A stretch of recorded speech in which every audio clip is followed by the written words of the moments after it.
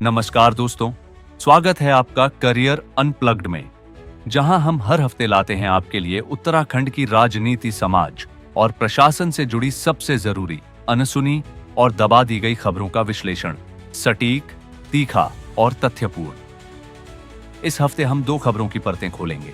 नामों का नाटक। उत्तराखंड में धामी सरकार ने जिन जगहों के नाम बदलने की घोषणा की, उसमें कितना था जनभावना का सम्मान और कितना था राजनीति का प्रोपेगेंडा। शिक्षा में संगठित अपराध। कैसे निजी स्कूल अब शिक्षा माफियाओं के अड्डे बन चुके हैं और सरकार की नाक के नीचे खुलेआम यह लूट मची है। तो चलिए शुरुआत करते हैं आज के इस जरूरी विश्लेषण के साथ। और अगर आपने चैनल को अब तक सब्सक्राइब नहीं किया है तो अभी कर लीजिए, ताकि आपको हर हफ्ते सच्ची और जरूरी खबरों का डोज मिलता रहे। पहली खबर, नाम बदलो आंदोलन। मियांवाला से रामजीवाला तक इस हफ्ते उत्तराखंड में कई जगहों के नाम बदल दिए गए, जैसे गाजीवाली, आर्यनगर, अब्दुल्लापुर, दक्षनगर, नवाबी रोड, अटल मार्ग और सबसे ज्यादा चर्चा में रहा मियांवाला रामजीवाला, जो बाद में वापस ले लिया गया। सरकार का तर्क है, जन भावनाओं का सम्मान करना हमारा कर्तव्य है, लेकिन असली सवाल यह है, क्या नाम बदलने से लोगों की जिंदगी बदल जाएगी? क्या इससे रोजगार मिलेगा, शिक्षा सुधरेगी या स्वास्थ्य व्यवस्था बेहतर होगी? इस पूरी प्रक्रिया को लेकर सोशल मीडिया पर सरकार को जमकर ट्रोल किया गया। मियां फजीहत शब्द इतना ट्रेंड हुआ कि खुद सरकार को बैकफुट पर आना पड़ा। इतिहासकारों ने भी साफ कहा, मियांवाला का इतिहास देहरादून से भी पुराना है और मियां कोई धार्मिक पहचान नहीं बल्कि एक राजपूत उपनाम है। फिर यह सब ड्रामा क्यों? क्योंकि इससे सरकार का पीआर चलता है, न्यूज साइकिल कंट्रोल होती है और जनता असली मुद्दों से भटक जाती है। दूसरी खबर, शिक्षा व्यवस्था का बंटाधार और माफिया राज। जब नाम बदलने की खबर हर जगह छाई रही, उसी वक्त एक असली खबर दब गई। शिक्षा माफियाओं की मनमानी और सरकारी स्कूलों की बदहाली। निजी स्कूलों में किताबों और यूनिफॉर्म की अनिवार्यता, हर साल किताबें बदलने की नीति और बेतहाशा फीस बढ़ोतरी अभिभावकों की कमर तोड़ रही है। सरकारी स्कूलों की हालत यह है कि 1149 स्कूलों में एक भी शिक्षक नहीं, 1265 में से 50% स्कूलों में प्रधानाध्यापक नहीं। सैकड़ों स्कूल ऐसे हैं जहां एक ही छात्र पढ़ रहा है और इस बीच शिक्षकों की नियुक्ति नहीं हो रही, लेकिन ट्रांसफर के लिए लाखों में घूस ली जा रही है। कांग्रेस नेता पंकज छतरी ने इस मुद्दे पर सवाल उठाए और कहा, अगर यूपी सरकार निजी स्कूलों को रेगुलेट कर सकती है तो उत्तराखंड क्यों नहीं? उच्च शिक्षा की मवासी और सेल्फी फरमान। अब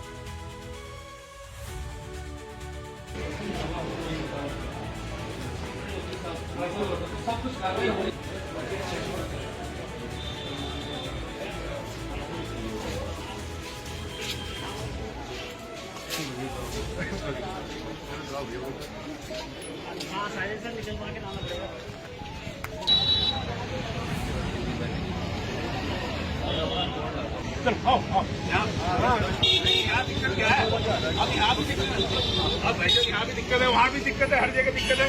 ये तानाशाही है तो किताब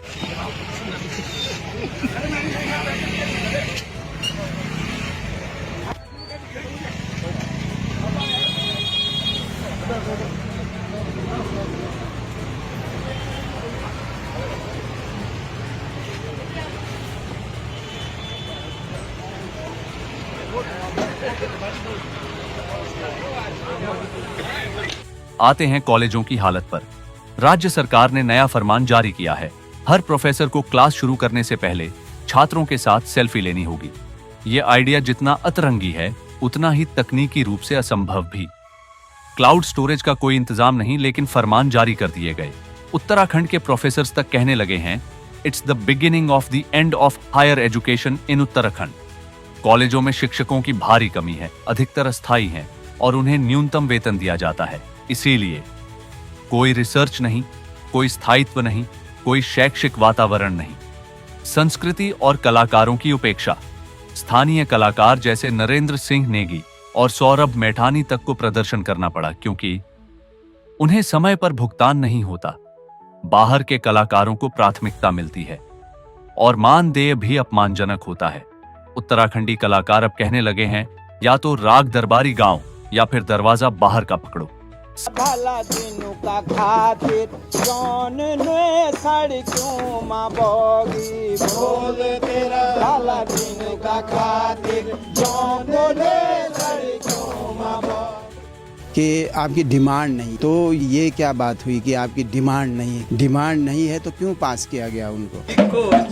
भगयान जो हम ते गोरु समझी की हकाणू चा खले की हम ते सुख पराल घ्यू दूध चाणू चा।